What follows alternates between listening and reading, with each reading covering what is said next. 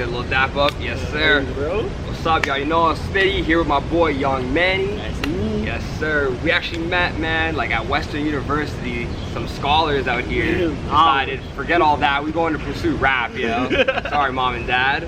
But yo, tell me this, bro. Like, you know, you're from Canada. You're from Ajax, right? Ajax Pickering. I always get those mixed up. Yeah. So what got you into hip hop? Like, how did you get introduced to hip hop? Like, why did you fall in love with it? For me, I get like when I was growing up, I like just kind of like heard it on the radio, and I just thought of it no more as like party music. Not bad, but I just didn't take. What's like some of the earliest hip hop tracks? I can remember. Radio, so I'm thinking like 50 Cent. Izzo, I can remember playing. Okay, Jay-Z, H did it. Izzo. Hello, Jay-Z. Candy Shop. Candy Shop, I remember. In the Club, of course. Jesus Walks. Jesus Walks. Yeah, a lot of those like, yeah, a lot of those old, like those like early 2000s tracks. Lollipop. But more so stuff on the radio. Yeah, Lollipop 2. Or like Lil Wayne's, like Carter 3. Like I remember I was just listening to Get Money, and it like took me back to like dance-a-thons. That Lil Wayne T-Pain. Oh my goodness. Crazy collapse. So it wasn't until like end of high school I had like a buddy of mine, and he was a big rap fan. His name, shout out Alex Gonzalez. Hey, got the shout out. Shout out to you. He like got me, and he literally showed me like J. Cole song, Crooked Smile, and I listened to it. And I was like, wow, I didn't know rap could be like. That's on my way now. Yeah, that's fire. It's such a classic, and it is like I never realized how like thought-provoking rap could be. Like, it wasn't like negative. Not to say that there's nothing wrong with gangster stories and all that stuff. I just thought it was more like fun, entertaining music. Yeah, but it was like something uplifting and positive with a good message, and I was like, wow, I did not know rap could be this like thought-provoking. So it was like after that, I just started doing some digging, listening to J. Cole, and then at that time, I think around this was like 2016. So at that time, I believe Kanye had just dropped the Life of Pablo. And I was thinking, like, man, people always say like Jay-Z's the greatest rapper. I don't really understand it. It's Kanye and Jay-Z. So I like went back, and those were like the first two like I really went through the discography.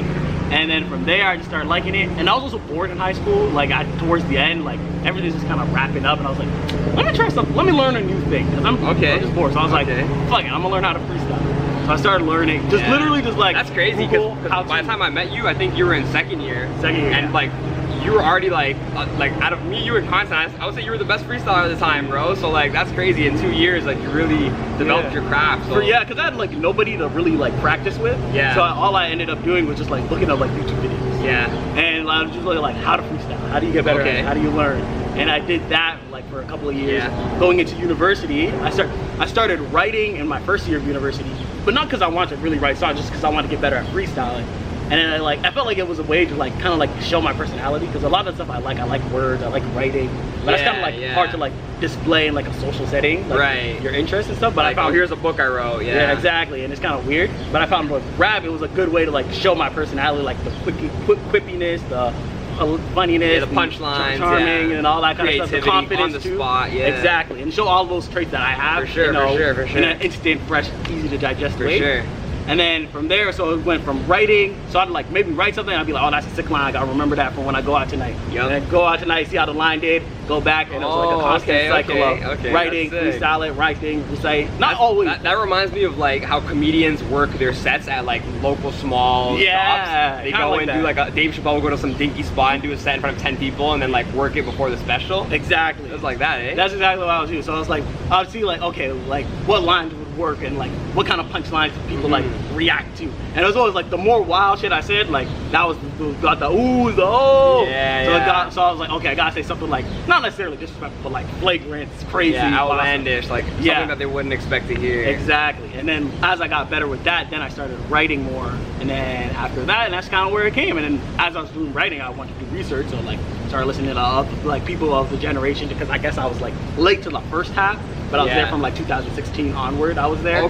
So I had to go back, do a lot of research, and just like listening and just really falling in love with the craft. And now I can like really enjoy rap in its totality in like all forms, like, you know, super conscious, underground stuff, to like turn up trap, to the gangsta girl, I take the money dude, like all of it I can enjoy. Tracks, all of it I can enjoy. For sure. There's something for everyone. Yeah, that's actually perfect though. So you said like from 2016 onwards, you were kind of like, then you were in it, so you were like listening to what's current. So like from that point onwards, basically like the current time, last 5 years, who are some artists like currently making music who really inspire you? Really inspire? Or like you just listen to a lot? Okay, well currently I would say like as of 2021, like Conway the Machine and Freddie Gibbs have been like on constant repeat. Kind of like a resurgence of like gangster rap. Gangster rap has really come back in a big way, and it's like those two I feel like are, it's like 1A, 1B for me. Like some days it might be Conway, other days it might be Freddie. Yeah, that's so those are what I'm listening to now. If I go back like to like 2016 when I first started like really digging into it. You mentioned Kanye West, Kendrick, Jay. Yeah, Jay-Z's album came out the next year, so you're probably bumping that a lot. Jay-Z, 444. Bumped Damn a lot too. Oh yeah, 2017. Rhapsody also. Yeah, that was also 2017. 2017 was I feel like 2017. Joey Badass. Yeah, Joey Badass. All-American Badass. 2017 was like a really slept on year. I feel like people like get hyped about 2016 and 2018, but 2017 had a lot of great music. A lot of the younger people get hyped about 2016 because I think a lot of their favorites like Playboy and Uzi and those kind of people dropped. And Kanye, but and I really like 2018 because of the Kanye run and Lupe and not Jay-Z, Eminem and all that. Right. But yeah, 2017 had some a heaters. lot of heat now that I'm thinking about it. I think for 444. 444, Damn, just like Damn, Flower Boy. Yeah, Flower Boy. Meek Mill's Wins and Losses. I feel like that was the best 2 Chainz album that year too. Pretty Girls Like Trap Music. Yeah, All-American Badass was fire. Yeah, there was a lot of good music. A lot of just like good year. That was a good year. Yeah, 2017.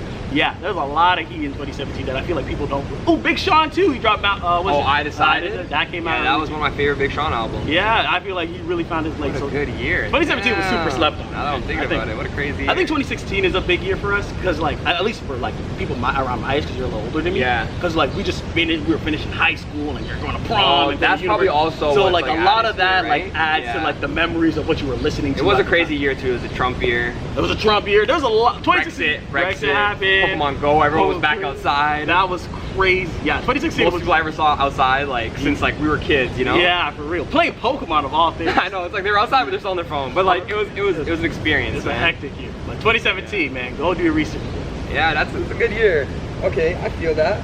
And so now you said like you went to school for creative writing and English? Right.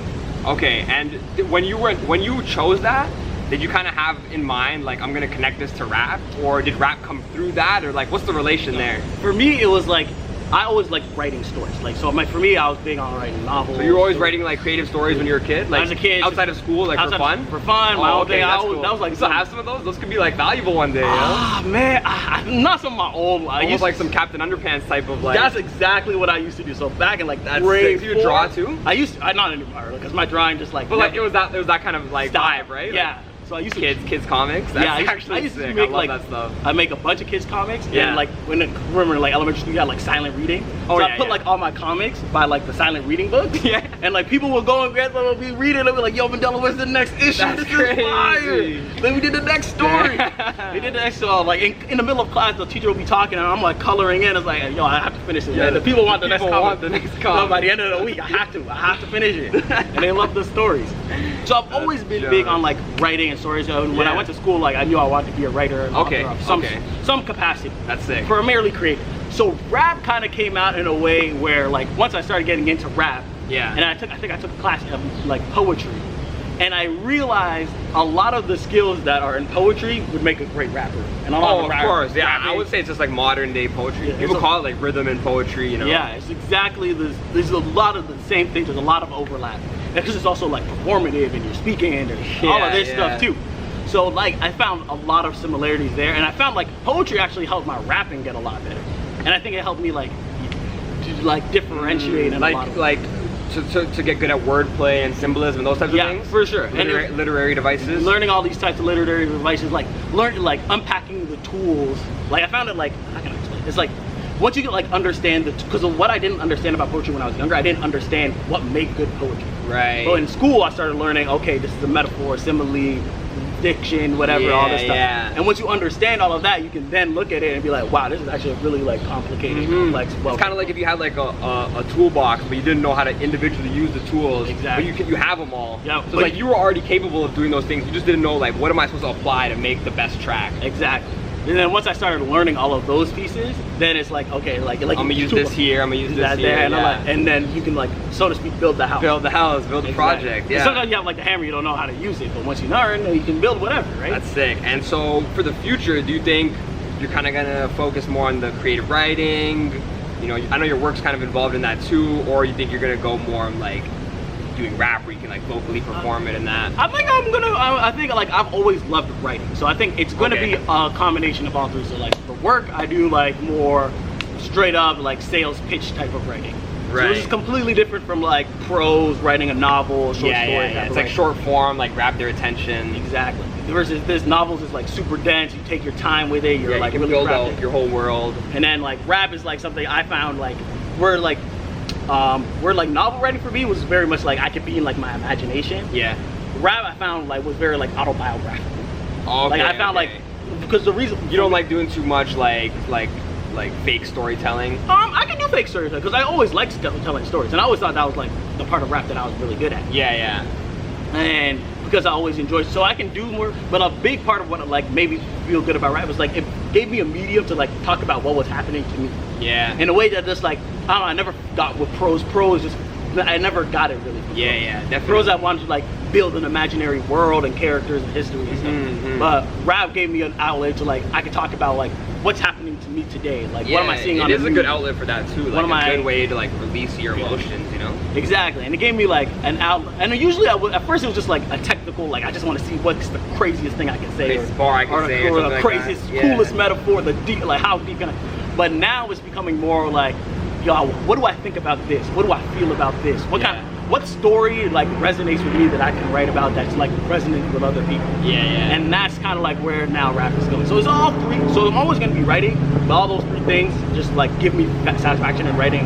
Yeah, and that's it that you can do them all, you know? Like if your job involves that, then you can also do like after your work, you can do some more rapping or writing and stuff. So it's like, that's pretty sick, bro. That's pretty sick. Yeah, so like we were saying, like we met when you were studying your creative writing at Western. Correct. So do you remember like how we met? Do you want to like speak on that? Yeah, for sure. Well, so we met in my second year, so that's 2017. And my fourth year, But I had seen you do a cipher like year previous. Oh, on Facebook. On Facebook, there was like a bunch of guys who were all there, and they all did a cipher. And I saw all these people. Yeah, shout out CHRW at Western, that's the plug. Yeah, and they did such a dope job. And at this time, I was rapping, but I didn't have anybody to really rap with or any really music friends. So I was just kind of like... You were doing it for fun at that point, right? Exactly. And I was like... Not recording anything, nothing. So I was just like sitting there, and I saw that. I was like, man, next year I'm going to join this group. Yeah, the Sonic Art Society. Yeah, and I was like, I'm going to find these rappers, I'm going to learn from them, and then one day I'll be better than all of them. I rate it. I wanted to learn, but really it was like more I wanted to learn, like, because they were all so good and it came so long. I know a lot of people who rap started when they were really young, and I feel like I came to it really late. Right. So I wanted to so I took a very like academic, like I don't know anything. Let me study the game. Exactly. Yeah. So by the time we met, it was like 2017, and I believe like people were just having a jam session. People were playing on the keyboards or whatever, and then like I was rapping, you were rapping. I think another guy was there too. Content was also there. Content was there, yeah. My buddy Farshad Murtada, shout out to Uncle Boy. Yeah, Farshad, yeah. And yeah, it was just like a jam session, and we were going back and forth, and then we just all kind of clicked up and became friends through rap. Yeah, man. That's another beautiful thing. And then like one of those meetings, it was actually lucky we did it because I think that ended up being the last meeting we had with that club. We were leaving, and I was talking to you and Constance. I was like, yo, I have this idea where we should freestyle in the community center, like every day, just to practice, right? And you were down, like you and Constance were instantly down, which is blessed for me, because like I've always wanted to do things like that, but I get kind of nervous like when it's just me. But I'm like, once it's like, even if I just have one friend, bro, I get so much more confidence. I don't know what it is. It's like having a wingman, I guess. For sure. Yeah, it's like a musical wingman. Yeah, and it's like if you know, like if you're stumbling, like they can come in and pick it up, and then all eyes. You kind of also feel like all eyes aren't on you because there's different people to kind of watch. Exactly. But yeah, so we linked up and we did that like I want to say we did every week over 10 weeks of like semester like 13 weeks, yeah, right? so pretty much 10 weeks maybe at least. Of like every Friday, 2-3 hours, just like rapping over everything. We did trap beats, 50 cent beats, classic beats, new ones, old ones, all of them. We had like remember the construction workers would pull up like from their break, and then they were talking to us about like old like 80s. They were like I listened to Curtis Blow. Yeah. I was like, all right, sick. And they were super sick. And we also had like other rappers who would come in, like we didn't even know. We never connected after, but they came in, hopped in, did a little something. Darty came in with us, me, you, and him did the one on the table because our speaker died that day. No, not that one. The one when we went to the Freestyle Arts Festival. Oh yeah, that was That was sick. They were gonna have another one of those right before COVID, and me and Darty were gonna do it again. but they can't, like, they got canceled. Ah. It was literally like right before. Damn, yeah, because that was like March, right? Yeah, it was Last like year? March 14th, and then like, we got locked down 15th. Yeah, I think you guys were the same age. I think we're the same year, yeah. Yeah, so he's graduated now too. Shout out Darty. Shout out Darty. His girl is the one who did your album cover. Yeah, shout out Josette Joseph. Yeah, Josette, and she actually did. I know, man, you got the Dragon Come Ball on, Z shirt. boys, you know what it I might is. plug it right here. Boom. Yo, like, if you're looking at it right now, it's a fire piece of art, man. We got all 5 of us looking like the Genyu Force out there. That's super sick. I can't wait to see. Is it done? Yeah, it's done. I don't know if I have my phone though. I'll check. Okay. Yeah. I might have just downloaded it on my computer. But yeah, so that's the song we have coming out. That's gonna be our first song. I think that's actually on streaming together, right? Because we have Western Forever, which was a remix of Wu-Tang Forever by Logic. That was mad fun to shoot at Western. And then we did like Black Friday pseudo thing. Yeah, where we like hopped on each other's. So beats. I did your Booze, Blunts, and Bitches remix, and you did Content's the Re-Up. And Content did My A Better Place. But this is the first time we have one on like a legitimate streaming platform, like new, like fresh production. So that'll be sick. And then other than that, do you have like your own solo or something like yeah, planned? Or? Yeah. So I once I was out in London, I linked up with my producer who did my first album, First Impressions. Yes, sir. And we shout out Jellyfish. Yeah, and we did a bunch of tracks together. He's in the middle of mixing those. I'm kind of hoping, like this year was kind of like first half of the year was kind of a slog just because of everything.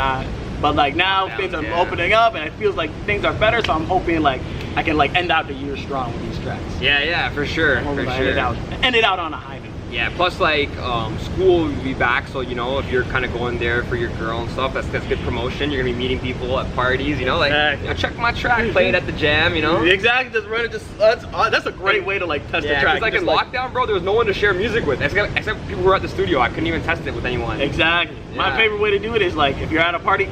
First of all, I was just play it like without telling anyone. Yeah, just like ding, and you just see it like, hey, who is this? Right. Yeah. If they're like, yo, man, is that you? It's like, yeah, you know, so satisfying. You know, so satisfying. A little some. Yeah. But yeah, so a little bit of something on the way. Should be good. You got like any specific songs or anything? Not yet. No. The songs are like finished, like recording and stuff. He's just like mixing and mastering. So I just have a bunch of. Okay, what's the name do you think of the first one that's dropping? The first one, I think I just kind of like I called it Beast, and I just felt like that sounds to me like you're going hard. Yeah, I just felt like I don't know. I hadn't been really released anything in a while, and I just felt like I needed to like kind of reintroduce myself. Oh, like a PSA? Yeah, kind of like sort of like Allow me to reintroduce myself. My name is Manny. Yeah, I just need to like reintroduce like I got a girl with a bag. And I always carry the fanny. Right. Yeah. You know my skin is black. Your rhymes are straight whack. Put them in the trash. 80s, man. Curtis Blow. Curtis Blow. But yeah, so I called it Beast just because I felt like I don't know. I felt like that was the way the beat made me feel, and that was like the energy I wanted for it. I just wanted to attack it and bring something a little more high energy, something you can work out to, something that make you feel like. And that's kind of like that's sick. Yeah. So that's kind of like Gyms are open now, yeah. Gyms are open. You know, gotta get when it comes out. It's too late for the summer bod, but we'll get the winter bod right. Winter bod, maybe the autumn bod. Yeah. There you go. Autobot. Yo, there's a bar there somewhere. There you go, man. Alright, yo, that's all the questions I have, man. Appreciate you doing this little interview, man. No. Y'all stay tuned for No Time to Waste featuring my boy Young Manny. Let's go. Cheese.